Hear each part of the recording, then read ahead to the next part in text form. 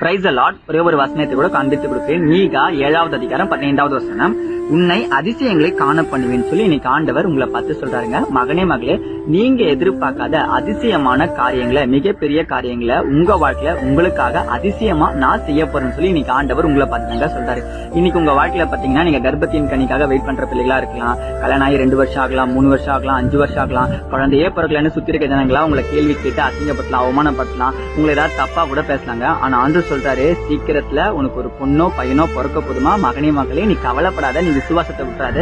யாரு என்ன சொன்னாலும் அதை காதுல வாங்காதமா. அண்ணாளுடைய ஜெபத்தை கேட்ட ஆண்டவர் உங்க ஜெபத்தையும் கேட்பாருங்க. யோபினுடைய வாழ்க்கையில எல்லாத்தையும் அவர் இழந்துட்டாரு, ஆனா முடிவுல பெற்றுக்கொண்டாரு. இன்னைக்கு நீங்க இழக்கப்பட்ட சூழ்நிலை இருக்கலாம், இல்ல பெற்றுக்கொள்ளாத நிலைமையில இருக்கலாம். ஆனா சீக்கிரத்துல அதிசயமான காரியங்கள் உங்க வாழ்க்கையில் நடக்க போகுதுன்னு சொல்லி இன்னைக்கு ஆண்டவர் உங்களை பத்தி தான் சொல்றாரு. உங்க படிப்புல, உங்க வேலையில, உங்க தொழில, உங்களுடைய எதிர்கால வாழ்க்கையில எல்லாமே நல்லதே நடக்க போகுது. உன்னை அதிசயம் காண பண்ணுன்னு சொன்ன ஆண்டவர்